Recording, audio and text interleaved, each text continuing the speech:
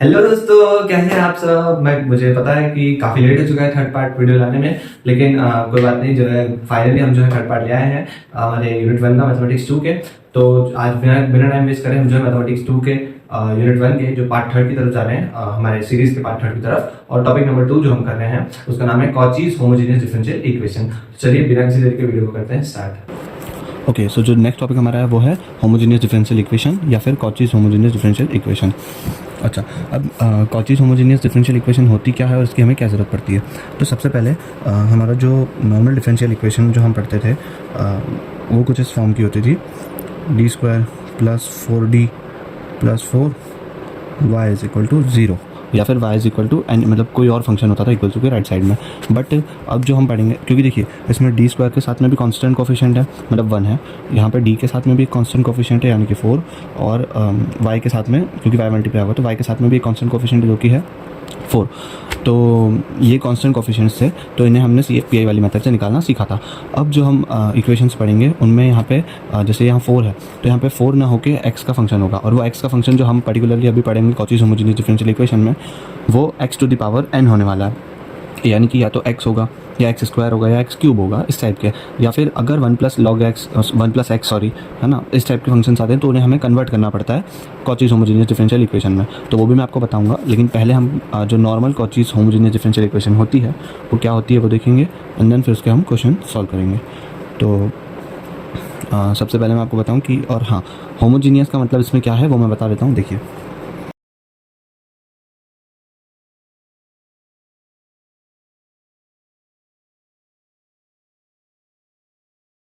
ठीक है।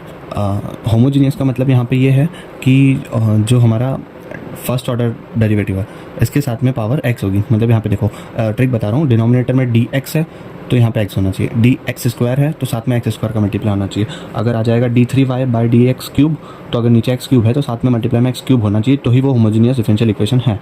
और फिर हम उसे कॉचीज होमोजेनियस डिफरेंशियल इक्वेशन वाले फॉर्म से सॉल्व करेंगे। अदरवाइज़ उसके जो मेथड्स है वो और 2 अलग मेथड्स होते हैं, एंड वो मोस्टली जो है RGPV के पेपर में वैसे क्वेश्चंस नहीं आते हैं। हाँ, लेकिन यहाँ पे x की जगह पे 1 + x हो सकता है या कुछ और फंक्शन हो सकता है जिसको हम कन्वर्ट करके कॉचीज होमोजेनियस डिफरेंशियल इक्वेशन के फॉर्म में बना सकते हैं। तो वो कैसे बनाएंगे वो मैं आपको आगे बताऊँगा। पहले हम देखते हैं कि इसको हम कैसे सॉल्व करते हैं। तो इस पर्टिकुलर इस वाले फॉर्म में जो हम क्या करते हैं, हम x को लेट कर लेते हैं, हम लेट करते हैं x को e⁻z एंड बोलो या फिर और बोलो log x = z, या फिर यहाँ पे देखो log ले लोगे तो यहाँ पे z आ जाएगा, तो log x = z बोल दो, या फिर x इक्वल्स टू e⁻z। ये जो है हम सब्स्टिट्यूशन इसमें करते हैं। और डेरिवेशन से हमें एक और चीज़ एक और चीज़ हम जो है इसमें इस वाले केस में जो d है वो लेते हैं d/dz को। ये चीज़ याद रखना। तो इसका और इसका यूज़ करने के बाद में हम जब इसमें पूरी इक्वेशन में यूज़ करते हैं, यहाँ q की जगह पे 0 रख के, तो उस डेरिवेशन से हमें एक और चीज़ मिलती है, वो होती है ये कि हमें एक और, ये देखो, फर्स्ट सब्स्टिट्यूशन, ये सेकेंड एंड थर्ड सब्स्टिट्यूशन हमें क्या पता चलता है, ये पता चलता है कि हमें x dy/dx की जगह पे रखना है dy, एंड x² d2y/dx² की जगह पे हमें रखना है d × d-1y। ठीक है, x dy/dx, यहाँ पे x dy/dx की जगह पे हम रखेंगे dy, एंड x² d2y/dx² की जगह पे हम रखेंगे d × d-1y। और अगर यहाँ पे x³ d3y/dx³ होगा तो हम एक और मतलब देखो, इस टर्म में -1 करके मल्टीप्लाई किया, अब इस टर्म में -1 करके मल्टीप्लाई करेंगे, यानी कि x³ d3y/dx³ को जो हम पुट करेंगे d × d-1, फिर से इसमें एक और माइनस कर देंगे तो ये हो जाएगा d-2 एंड y, एंड ये प्रोसेस चलती रहेगी। यहाँ पे जैसे x⁻4 होगा तो यहाँ पे d-2 में एक और माइनस, यानी कि d-3 मल्टीप्लाई हो जाएगा। ये प्रोसेस चलती रहेगी। वैसे x³ से आगे का जो है क्वेश्चन नहीं आता RGPV की एग्ज़ाम्स में। तो ठीक है, तो ये सब्स्टिट्यूशंस आपको पता होने चाहिए कि हम x को जो है e⁻z पुट करते हैं, log x को z, एंड जो है हमारा d का मतलब होता है d/dz, मतलब differentiation with respect to z। ठीक है। X D Y by D x को हम जो है डी वाई पुट करेंगे, X square D square Y by D x square को D into D minus one Y put करेंगे, X cube into D three Y upon D X cube को D into D minus one into D minus two Y put करेंगे। Okay, तो ये सब आपको clear है। अब हम जो है क्वेश्चंस पे बढ़ते हैं ताकि आपको थोड़ी और क्लैरिटी मिले। चलिए, पहला क्वेश्चन जो है, क्वेश्चन नंबर 1, वो क्वेश्चन है x square D square y by d x square plus x D y upon D x, ठीक है, and plus y is equal to 2 log x, ठीक है, ये क्वेश्चन है। तो अब सबसे पहले हम जो है पूरा प्रॉपर फॉर्मेट में लिख देंगे कि let x equal to E to the power z और log x equal to z, यहाँ पे और लगा के लिखना, ठीक है, एंड ऑल्सो, और क्या पुट कर रहे हैं हम substitution, x square D square Y upon D x square को क्या पुट करेंगे, डी वाई, एंड एक और हम सब्स्टिट्यूशन क्या यूज़ कर रहे हैं, सॉरी यहाँ पे होगा d into D minus one y, ठीक है, क्योंकि यहाँ पे स्क्वायर वाला टर्म है तो d into D minus y, और जो है हम x d Y by D x को क्या पुट कर रहे हैं,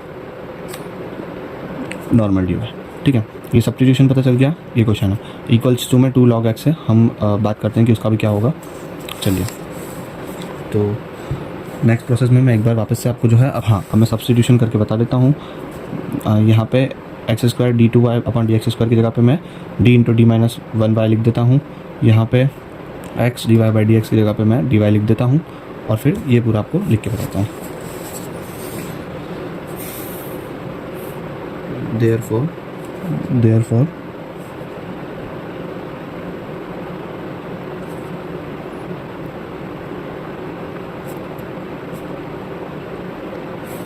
और देखिए यहाँ पे था log x, तो log x को हमने यहाँ पे माना है, log x को हमने z माना है, क्योंकि हमने x को e की पावर z माना है, and x is equal to e raise to power z का मतलब देखिए दोनों साइड आप log ले लेंगे तो ये हो जाएगा log x equal to log of e raise to power z, z आगे आ जाएगा तो z log e हो जाएगा, एंड log e की वैल्यू होती है 1, तो वहाँ से फिर हमारे पास log x इक्वल टू सिर्फ z बचता है, तो ये वहाँ से आया है, ठीक है। तो ये हमने लिख दिया। अब हम इसमें से पूरे में से y कॉमन ले लेंगे,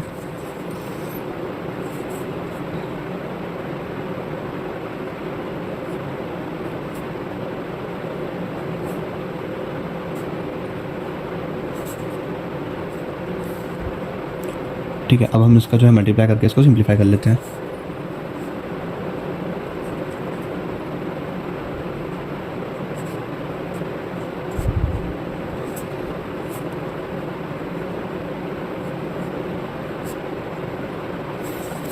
देखिए डी का डी में मल्टीप्लाई हुआ तो डी स्क्वायर हो गया, माइनस डी हो गया, प्लस का डी था, देन प्लस डी और माइनस डी जो है कैंसिल हो गए, तो D square plus 1 Y 2z बचा।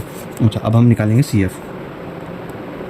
Now C F, therefore y c is equal to, C F के लिए हम क्या करते हैं, अच्छा सॉरी, हाँ, सी एफ के लिए सबसे पहले हम लिखेंगे ऑक्सिलियरी इक्वेशन। अब ये जो हमारा, आप देख सकते हैं, ये जो हमारा नॉर्मल जो है हायर ऑर्डर वाले फॉर्म में विद कांस्टेंट कोएफिशिएंट वाले फॉर्म में कन्वर्ट हो चुका है, तो अब उसकी स्टेप से हम इसका जो है सी एफ निकाल लेंगे। ऑक्सिलरी इक्वेशन, ऑक्सिलरी इक्वेशन क्या होगी, m square plus 1 equals to 0, यहाँ से क्या मिल गया, m equal to plus minus iota. अब जिसको ऑक्सिलरी इक्वेशन में ये जो रूट निकालने में अगर दिक्कत आई कि ये direct m equal to plus minus iota कैसे आया, तो वो फर्स्ट वाला वीडियो देखें जिसमें मैंने सी एफ निकालना बताया, उसमें मैंने काफ़ी अच्छे से बताया है कि ये जो इमेजिनरी वाले नंबर्स, मतलब m स्क्वायर प्लस 1 इस टाइप के जो नंबर जो आयोटा में आते हैं, ये वाले रूट कैसे निकालते हैं, मैंने उसमें आपको एक्सप्लेन भी किया है ताकि आपको अच्छे से समझ में आ गया हो। ओके, जब मैंने इमेजिनरी वाला फॉर्म जो है सी एफ का एक्सप्लेन किया था तब, तो अब इसके ये रूट्स आ गए, तब इसका सी एफ क्या हो जाएगा, इसका सी एफ यानी कि वाई सी जो है वो हो जाएगा, ये होता है e की power alpha x c1 cos beta x plus c2 sign beta x, तो वाई सी जो है हमारा क्या हो जाएगा, c1 cos x plus c2 sine x, ठीक है, क्योंकि जो है हमारा 0 है, अल्फ़ा 0 है और बीटा जो है वो 1 है, तो ये हमारा वाई सी यानी कि कॉम्प्लीमेंट्री फंक्शन हो जाएगा। अब हम जो है कैलकुलेट करेंगे इसका पी आई, तो नाउ हम इसका जो है पर्टिकुलर इंटीग्रल कैलकुलेट करेंगे। अच्छा हाँ, एक चीज़ ध्यान रखना, यहाँ पे जो है अल्फ़ा z आएगा। z क्यों आएगा? क्योंकि ये जो हमारे रूट्स निकले हैं ना, अभी हम z के उसमें डील, ये देखिए यहाँ पे z था, हम z के उसमें डील कर रहे हैं। अभी हमारा x नहीं है इस इक्वेशन में, y है और z है, तो यहाँ पे ये भी z आएगा एंड ये भी z आएगा। ठीक है, तो अभी z लिखिए एंड एकदम लास्ट में जब हम CF प्लस PI लिखेंगे तब हम z को जो है उसकी वैल्यू से रिप्लेस कर देंगे। z की वैल्यू क्या है? log x, उससे रिप्लेस कर देंगे। फिलहाल आंसर बस इतना है, C1 cos z plus C2 sin z। ठीक है, तो ये होप आपको क्लियर होगा। अब हम PI निकालते हैं।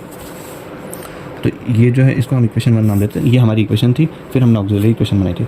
अच्छा, अब यहाँ से PI निकालना है तो y यहीं पे रहेगा, yp इक्वल टू ये जो 2z है हमारा ऐसे हो जाएगा और अपॉन में क्या आ जाएगा?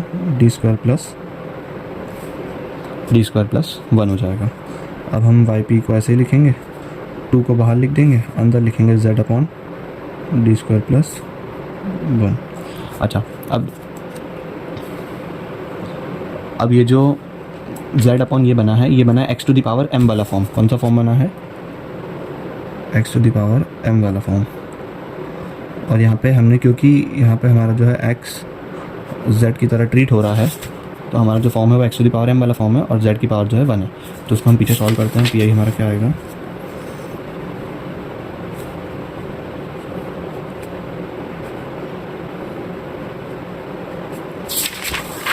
ये था हमारा 2z upon D square plus 1। ठीक है, तो अब हम जो है इसमें क्या करते हैं, जब x to the power m वाला फॉर्म होता है, अगर आपको नहीं पता है तो सेकंड वीडियो जो हमारा है इस चैप्टर का, उसमें मैंने आपको जो है सारे फॉर्म्स बताए हैं PI निकालने के। तो कोई दिक्कत हो तो आप उन वीडियोज़ में जाके चेकआउट कर सकते हैं। तो हम जो है फटाफट करेंगे, 2 लिखेंगे और छोटी पावर यानी कि 1 को कॉमन ले लेंगे, ये हो जाएगा। और z को जो है हम बाहर लिखेंगे और छोटी पावर 1 कॉमन ली तो ये बन गया z को तो बाहर ले लिया इस साइड, एंड अंदर बचा है हमारा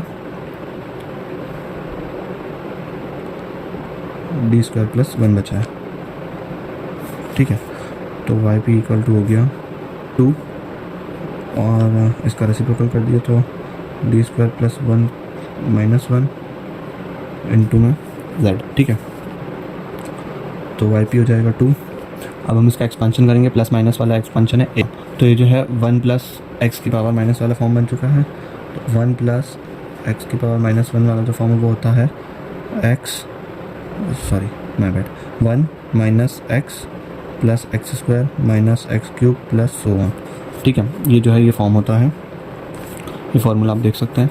तो 1 प्लस एक्स, यहाँ पे एक्स की जगह पे एक्स स्क्वायर है, तो ठीक है, तो ये हो जाएगा 1 माइनस एक्स की जगह पे है डी स्क्वायर प्लस डी की पावर 4 एंड सो ऑन। ये जो है चलते जाएगा और फिर इसका z से मल्टीप्लाई होगा। लेकिन अंदर जो है, सॉरी बाहर जो है z है, तो हमें सिर्फ डी पावर तक वाले टर्म का काम है। लेकिन यहाँ पे जो है d कहीं भी नहीं आ रहा है, यहाँ पे डी स्क्वायर है और डी की पावर 4 है, तो ये दोनों टर्म्स को हम निगलेक्ट कर देंगे। तो हमारा जो yp आएगा वो आएगा 2 इंटू 1 इंटू z। तो yp हमारा ऐसा का ऐसा 2z जो है हमारा yp यानी कि पर्टिकुलर इंटीग्रल आ जाएगा। और CF हमारा जो है ये आया था। ठीक है, तो हम जो है नाउ फाइनल आंसर जो है y is equal to y c plus y p. तो y is equal to C1 cos z plus C2 sin z plus 2z। और z की जो है हम वैल्यू रिप्लेस कर देंगे जो कि थी log x।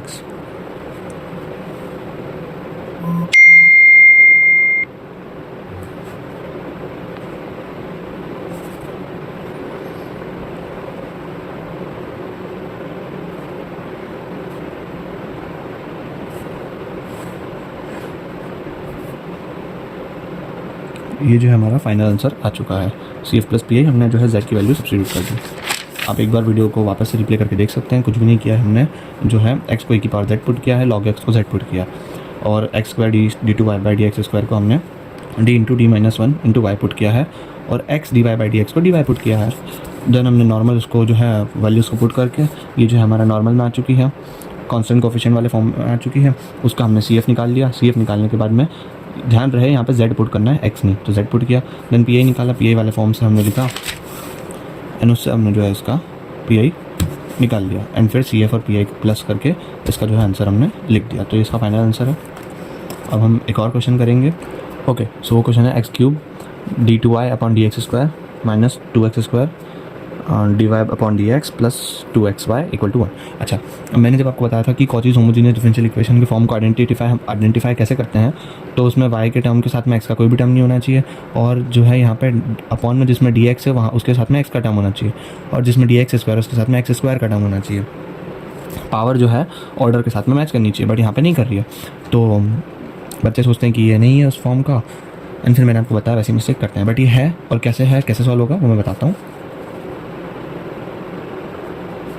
ठीक है, सबसे पहले हम इन तीनों में से x जो है कॉमन ले लेंगे।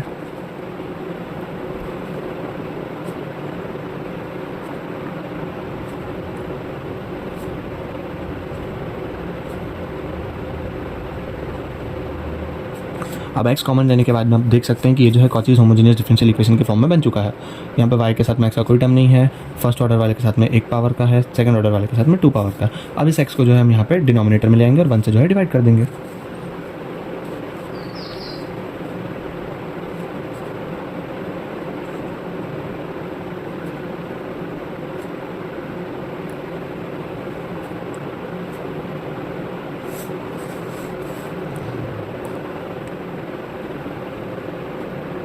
अब आप देख सकते हैं कि ये जो कॉचीज होमोजेनियस डिफरेंशियल इक्वेशन के फॉर्म में आ चुका है। तो अब आपको सब्स्टिट्यूशन पता है कि हम जो है x को पुट करते हैं e की पावर z। मैं स्टेटमेंट्स नहीं लिख रहा हूँ क्योंकि स्टेटमेंट्स लिखूंगा तो वीडियो लंबा हो जाएगा, वो आप लिख लीजिएगा, मैंने फर्स्ट क्वेश्चन में पूरा लिख के बताया।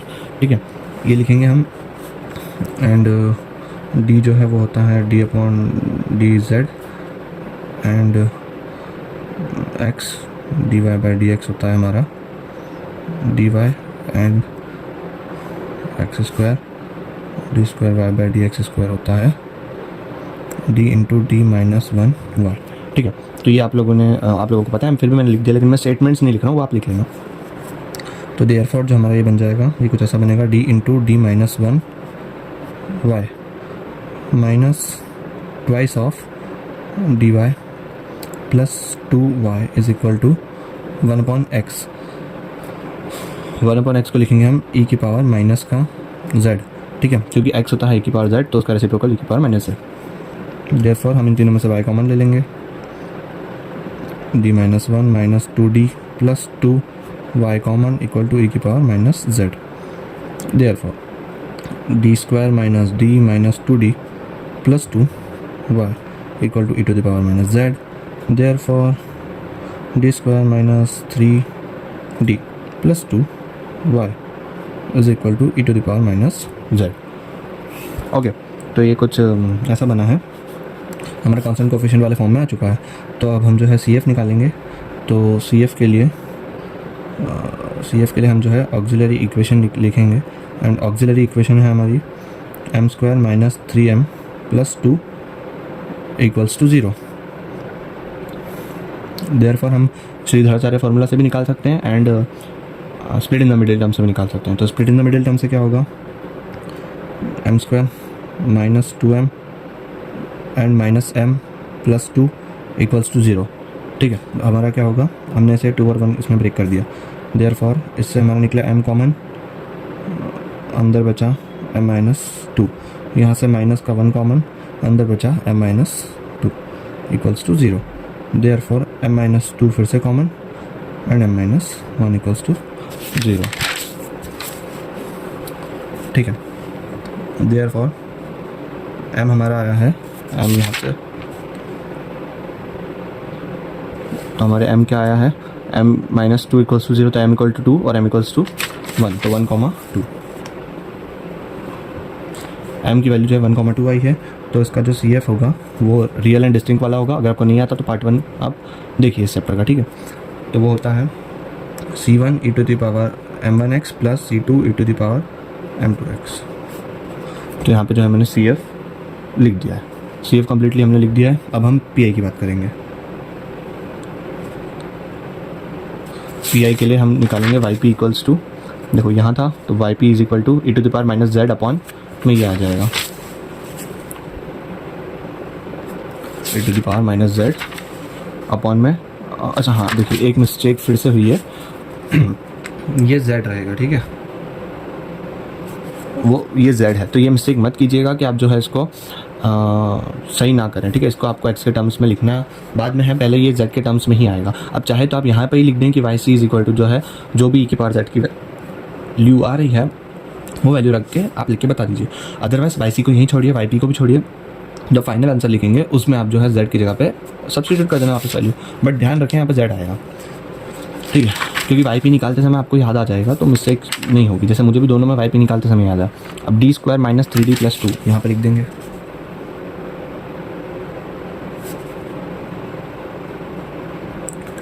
अब आपको भी ये चीज़ पता है और मुझे भी पता है कि हम पहले चेक करते हैं, हम जो है इसमें e की पावर ax वाले केस में जो है d को जो है a पुट करते हैं। अगर नहीं पता पार्ट 2 देखो वीडियो का, ठीक है। और हाँ सेकंड वीडियो जो चैनल पर डली हुई वो देखो चैप्टर 1 की पी आई वाली, ठीक है। अब a रखेंगे -1, तो -1 यहाँ पे रखने पे -1 का +1 हो जाएगा, +1 और 2 3 हो जाएगा, और 3 और ये माइनस प्लस ये जो है 0 हो जाएगा। क्या देखते हैं हम, -1 का स्क्वायर -3 -1 + 2, तो 1 + 3 + 2, ये जो है 0 नहीं हो रहा है, ठीक है, तो हम रख सकते हैं। तो e to the power -z रखा और यहाँ पे -1 का स्क्वायर हुआ, -3 × -1 + 2। अगर ये 0 होता तो हम जो है केस फेल वाला जो है मेथड लगाते, वो भी मैंने वीडियो में बताई हुई है, ठीक है। फिर e की पावर -z अपॉन में ये हो गया 1 + 3 + 2, देयरफॉर वाई पी की वैल्यू क्या आ गई, e की पावर -z अपॉन 6। नाउ हम जो है फाइनल आंसर लिख देंगे, y is equal to y c plus में वाई पी, देयरफॉर y क्या हो जाएगा हमारा, c1 e की power z plus c2 e की पावर 2z प्लस e की पावर -z अपॉन 6। अच्छा अब हम जो है यहाँ पे e की पावर z की वैल्यू पुट करेंगे। हमने x को जो है e की पावर z माना था, तो देयरफॉर y इक्वल टू हम जो है e की पावर z की जगह पे x रख देंगे, c2 e की पावर z की जगह पे x रख रहे हैं, तो ये e की पावर z का स्क्वायर है, तो ये हो जाएगा x का स्क्वायर। नहीं समझ में आया, देखो e की पावर 2z को हम ऐसे लिख सकते हैं e की पावर z का होल स्क्वायर, तो e की पावर z होता है x, तो x का स्क्वायर, ठीक है, वो चीज़ की हमने यहाँ पे। अब हम करेंगे प्लस e की पावर -x का z का मतलब है 1/x, तो ये हो जाएगा 1/6x, ठीक है। तो ये हमारा जो है फाइनल आंसर हो जाता है। तो ठीक है, ये मैंने आपको जो दो क्वेश्चन करा दिए हैं, ये जो 2 क्वेश्चंस मैंने आपको कराए हैं, एक क्वेश्चन नॉर्मल इसका कॉचीज होमोजेनियस डिफरेंशियल इक्वेशन का, दूसरा थोड़ा कंफ्यूजिंग वाला। अब एक और क्वेश्चन कराऊंगा जिसमें जो है कॉचीज होमोजेनियस डिफरेंशियल इक्वेशन वो डायरेक्टली नहीं होगी, बट आपको जो है उसे कन्वर्ट करना पड़ेगा और वो कन्वर्ट हो जाएगा, ठीक है। तो बस वो वाला क्वेश्चन करके हम इस वीडियो को करेंगे एंड, क्योंकि ज़्यादा लंबा वीडियो को नहीं खींचना है, बहुत ईजी टॉपिक से। अगला जो क्वेश्चन है वो है 1 + x² d² y upon dx² plus 1 + x dy upon dx plus y equals to cos of log 1 + x। बहुत सारे बच्चों को वैसे देखने में पता चल जाएगा कि कॉचीज होमोजेनियस डिफरेंशियल इक्वेशन का ही फॉर्म है, बट हमें इसे कन्वर्ट करना पड़ेगा, लेकिन बहुत सारे बच्चों को नहीं चलेगा। तो मैं बता देता हूँ कैसे करना है। कि कॉचीज होमोजेनियस डिफरेंशियल इक्वेशन का फॉर्म नहीं है, लेकिन उसमें कन्वर्ट हो जाएगा, तो कैसे होगा देखते हैं। देखिए सॉल्व इस तरह से होगा, हम इसमें पहले लेट कर लेंगे 1 + x को t, हम 1 + x को जो है t लेट कर लेंगे,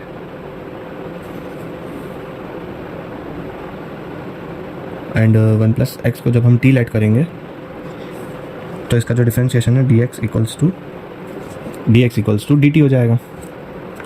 इट्स वेरी सिंपल, ठीक है। अब हम इसको रीराइट करेंगे,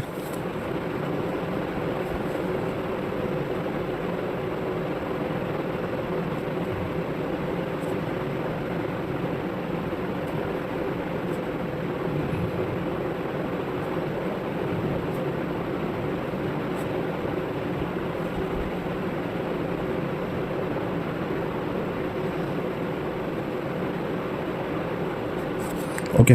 देखो हमने क्या करा, 1 + x की जगह पे t पुट किया और यहाँ पे dx की जगह पे भी dt पुट कर दिया, तो जो है कुछ इस टाइप से हमारी इक्वेशन बन चुकी है। अब इसके बाद में अब ये कॉचीज होमोजेनियस डिफरेंशियल इक्वेशन बन चुकी है। अब हम जो है जैसे वहाँ पे हम जो है x को जो है e⁻z पुट करते थे, यहाँ पे हम t को e⁻z पुट करेंगे, एंड या फिर और log t जो है वो हमारा z होगा।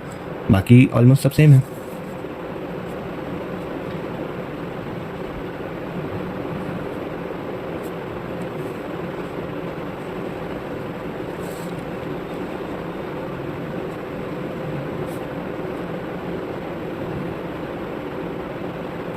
देखो बस इतना चेंज हो जाएगा, एक्स जहाँ भी एक्स था वहाँ पे टी लिख देंगे, तो T D Y by D T equal to उसको हम डी वाई पुट करेंगे, और T square D square Y upon D T square को D into D minus one into Y put करेंगे।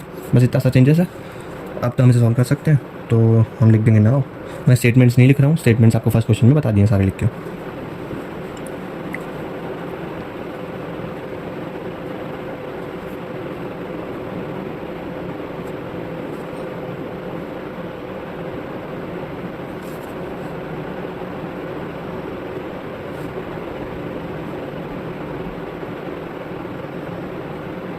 देखो लॉग टी की जगह पे हमने z रख दिया। अब इसमें से y कॉमन लेंगे, देन इसको हम मल्टीप्लाई करके इसका जो पूरा सोल्यूशन है वो लिखेंगे।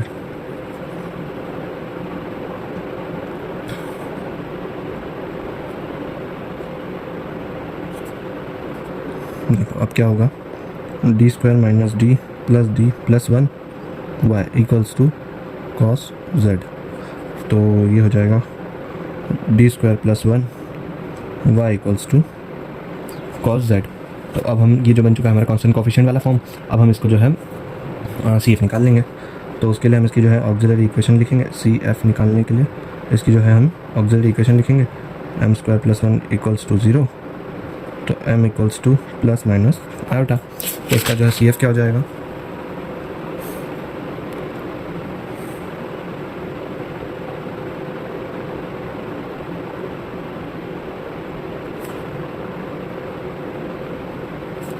C1 cos z plus C2 sin z, क्योंकि हमने दो z के फॉर्म में आएगा। एंड क्यों होगा ये, हम ये इस सेम वाले का जो हम m equal to plus minus iota का हम यहाँ पे निकाल चुके हैं।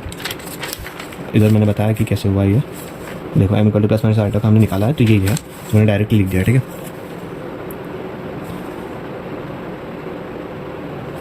नो पर्टिकुलर इंटीग्रल के लिए वाई पी इक्वल्स टू क्या हो जाएगा, इस साइड हमारे पास में cos z और नीचे हो जाएगा डी स्क्वायर प्लस वन।